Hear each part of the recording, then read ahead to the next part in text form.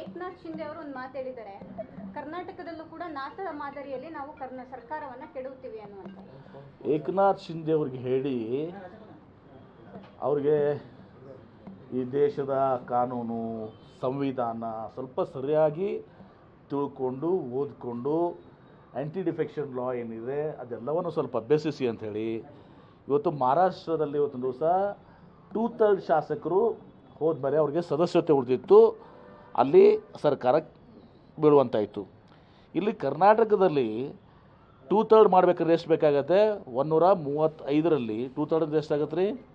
2/3 40, 45, 90 90 ಜನ 2/3 135 divided by 3 ಎಷ್ಟಾಗುತ್ತೆ?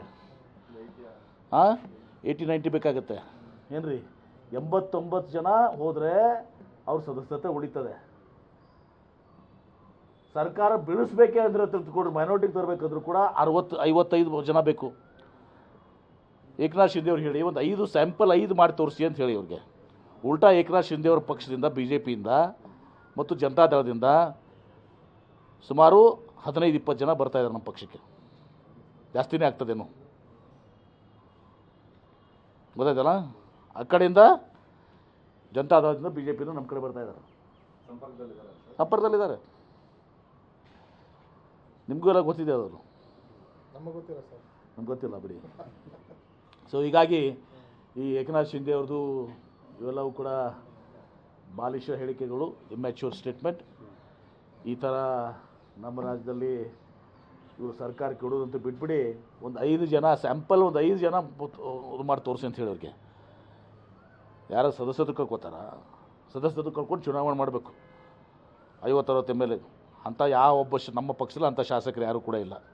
ನಮ್ಮ ಶಾಸಕರೆಲ್ಲರೂ ಕೂಡ ಪಕ್ಷಕ್ಕೆ ಬದ್ಧರಾಗಿದ್ದಾರೆ. ಇವತ್ತೊಂದು ದಿವಸ ಯಾರೂ ಕೂಡ ಹೋಗೋದಲ್ಲ. BJPಯಿಂದ JDSನಿಂದ ಇವತ್ತು ಅನೇಕ ಶಾಸಕರು ಇವತ್ತೊಂದು ದಿವಸ ಈಗಾಗಲೇ ನಮ್ಮ ಜೊತೆ ಓಪನ್ ಆಗಿ ಗುರುತಿಸ್ಕೊಂಡವರು ಇದ್ದಾರೆ. ಇನ್ನು ಇದ್ದಾರೆ ಹಾಗೆ ಮತ್ತೆ ನಮ್ದೇನು ಕೆಡುತ್ತೀರ? ನಿಮ್ಮದು ನೋಡ್ಕೊಳ್ಳಿ ಅಂತ ಹೇಳೋರು ಏಕನಾಥ್ ಶಿಂದೆ ಅವ್ರಿಗೆ. ಅದೆಲ್ಲ ಬಿಡಿ, ಅದೆಲ್ಲ ಅದು ಟೆಕ್ನಿಕಲಿ ಮಾಡಿರ್ತಾರೆ, ಯಾರು ಏನು ಮಾಡ್ತಾರೆ. ಅದಕ್ಕೆ ಅವ್ರಿಗೆ ಹೇಳಿ, ನಮ್ಮ ಪಕ್ಷದ ಸರ್ಕಾರ ಕೆಡಲಿಕ್ಕೆ ಇದು ಮಹಾರಾಷ್ಟ್ರ ಅಲ್ಲ, ಇದು ಕರ್ನಾಟಕ. ಏನು ಅದಕ್ಕೆ ಏನು ಮಹಾರಾಷ್ಟ್ರದಲ್ಲಿ ಈಗ ಏಕನಾಥ್ ಶಿಂದೆ ಅವ್ರಿಗೆ ಏನು ಅದನ್ನ ಹೇಳ್ಬಿಡಿ. ಪ್ರಮುಖವಾಗಿ ಈ ಪಾರ್ಲಿಮೆಂಟ್ ಚುನಾವಣೆ ಮುಗಿದ ಮೇಲೆ ಇವತ್ತೊಂದು ದಿವಸ ಏಕನಾಥ್ ಶಿಂದೆ ಸರ್ಕಾರ ಬೀಳ್ತದೆ, 100% ಬೀಳ್ತದೆ. ಉದ್ಧವ್ ಮಹಾರಾಷ್ಟ್ರದಲ್ಲಿ ಬೀಳ್ತದೆ. ಉದ್ಧವ್ ಠಾಕ್ರೆ ಪರವಾಗಿ, ಶರದ್ ಪರವಾಗಿ, ಕಾಂಗ್ರೆಸ್ ಪರವಾಗಿ ಈಗ ಜನ ಇದ್ದಾರೆ. ಇವತ್ತು ಅಲ್ಲಿ ಏನು ಡಿಫೆಕ್ಷನ್ ಆಗಿ ಹೋಗಿದ್ರಲ್ಲ ಇವೆಲ್ಲ ಶಾಸಕರು, ಅವ್ರು ಪಶ್ಚಾತ್ತಾಪ ಪಡ್ತಾ ಇದ್ದಾರೆ. ಈಗ ಅವರೆಲ್ಲ ಕೂಡ ವಾಪಸ್ ಬರ್ತಾರೆ. ಏಕನಾಥ್ ಶಿಂದೆ ಅವರು ಚುನಾವಣೆ ಮುಗಿದ 1 ತಿಂಗಳಲ್ಲಿ ಮಾಜಿ ಮುಖ್ಯಮಂತ್ರಿಗಳಾಗ್ತಾರೆ. ಕಾಂಗ್ರೆಸ್ನ ಒಳಜಗಳಗಳು, CM DCM ಗಲಾಟೆಗಳೇ ಇದಕ್ಕೆ ಸರ್ಕಾರ ಬಿಡೋದು. ನಮ್ಮಲ್ಲಿ ಹೈಕಮಾಂಡ್ ಇದೆ, ಹೈಕಮಾಂಡ್ ಏನು ನಿರ್ಧಾರ ಮಾಡ್ತಾರೆ ಅದೆಲ್ಲ ಆಗ್ತದೆ. ಏಕನಾಥ್ ಶಿಂದೆ ಅವರು 1 ತಿಂಗಳ ನಂತರ ಚೀಫ್ ಮಿನಿಸ್ಟರ್ ಇರೋದಿಲ್ಲ. ಎಲ್ಲ NCP ದಿಂದ ಹೋದವರು, ಶಿವಸೇನೆದಿಂದ ಹೋದವರು ಈಗ ಎಲ್ಲರೂ ಉದ್ಧವ್ ಠಾಕ್ರೆಗೆ ನೆನೆಸ್ತಾ ಇದ್ದಾರೆ, ಎಲ್ಲರೂ ಶರದ್ ಪವಾರ್ ನೆನೆಸ್ತಾ ಇದ್ದಾರೆ, ಪಶ್ಚಾತ್ತಾಪ ಪಡ್ತಾ ಇದ್ದಾರೆ. ಮುಂದೆ ನಮ್ಮ ದಾರಿ ಹೆಂಗಪ್ಪ, ಫ್ಯೂಚರ್ ನಮ್ಮದು ಭವಿಷ್ಯ ಹೆಂಗೆ ಅಂತೇಳಿ ಪಶ್ಚಾತ್ತಾಪ ಪಡ್ತಾ ಇದ್ದಾರೆ ಮಹಾರಾಷ್ಟ್ರದಾಗ. ನಮ್ಮ ನೇಬರಿಂಗ್ ಇಲ್ಲ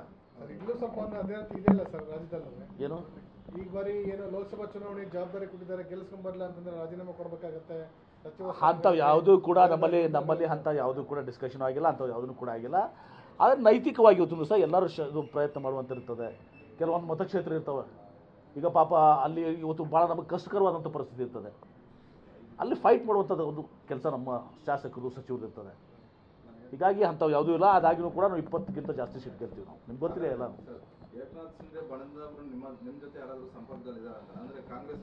ನೋಡಿಪ್ಪ, ಏಕನಾಥ್ ಶಿಂದೆ ಅವರ ಶಿವಸೇನೆ ನಿರ್ಣಾಮ ಆಗ್ತದೆ. ಅಜಿತ್ ಪವಾರ್ ಅವರ NCP ನಿರ್ಣಾಮ ಆಗ್ತದೆ. ಎಲ್ಲರೂ ಮತ್ತೆ ಉದ್ಧವ್ ಠಾಕ್ರೆ ಮತ್ತು ಶರದ್ ಪವಾರ್ ಕಡೆ ಹೋಗ್ತಾರೆ. ಬರೆದಿಟ್ಕೊಂಬಿಡಿ, ರೈಟಿಂಗ್ ಆನ್ ದ ವಾಲ್.